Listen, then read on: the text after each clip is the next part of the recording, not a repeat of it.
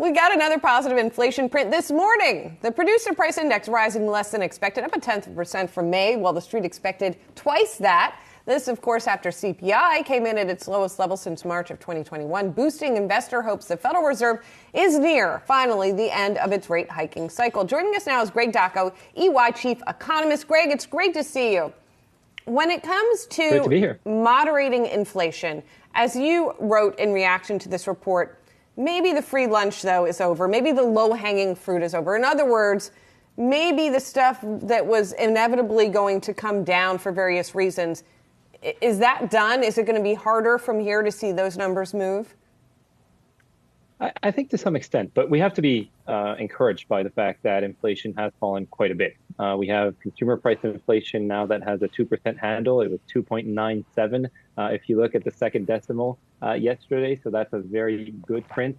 Core inflation still showing a little bit more persistence, but also falling to 4.8%. And as you mentioned, you're seeing that producer price inflation is also falling rapidly. PPI inflation is barely above zero at 0.1%. So these are very soft numbers and an indication that the disinflationary momentum is continuing.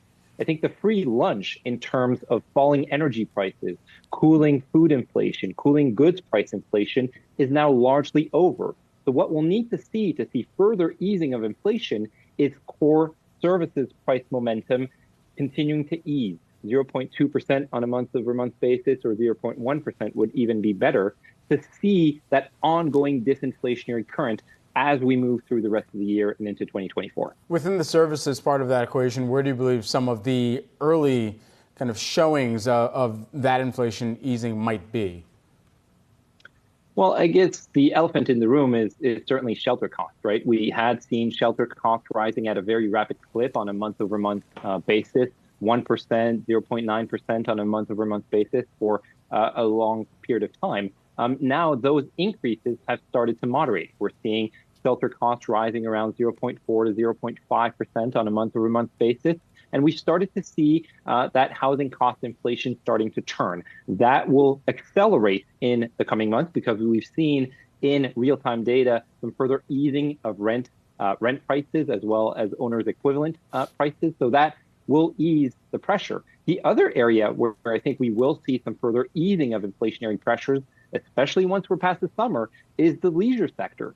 Airfares, hotel prices, car rentals, those are segments where we're likely to see on the services side some moderation in inflationary pressures. And those will, again, be a positive contributor to getting inflation back towards that 2% target, which the Fed is now hopeful it can do without necessarily breaking the economy. Yeah, this is really interesting. We earlier were talking to Lee Farage of State Street, who questioned the idea that while we're going to see inflation come down, it's going to be difficult to get it back down to 2% without the economy weakening more significantly. What do you think?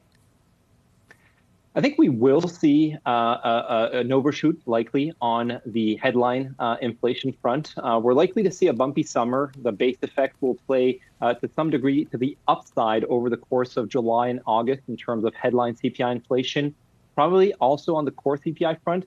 But then once we're into September, October, November, and December, we're going to see the effects of an economy that has already cooled, where consumer spending is slower. It's still positive, but modestly slower, where business investment activity is also slower, and that will put downward pressure on inflationary dynamics. If you look outside of consumer prices, you look at wholesale prices, trade margins, which are a good indicator of how much there is passing on happening in terms of the pricing dynamics. If you look at import prices, if you look even at wage growth, all of those indicators are pointing towards easier inflation, cooling inflation, and more disinflationary pressures coming through. And even on the small business front, yes, there is nostalgia from an era where you could pass on higher prices, but that is a thing of the past. Now we're in an environment where it's much more difficult for companies to pass on their price increases, their cost increases, and that is feeding this disinflationary pressure that we continue to see.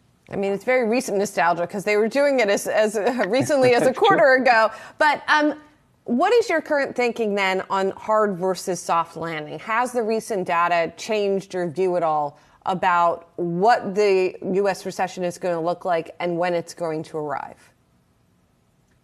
I think there is no doubt that there is currently a wind of optimism coming from the U.S. economy. The labor market resilience, the rebound in some supply categories, whether it's construction activity, manufacturing activity, or even the labor market, those are encouraging developments on the supply side.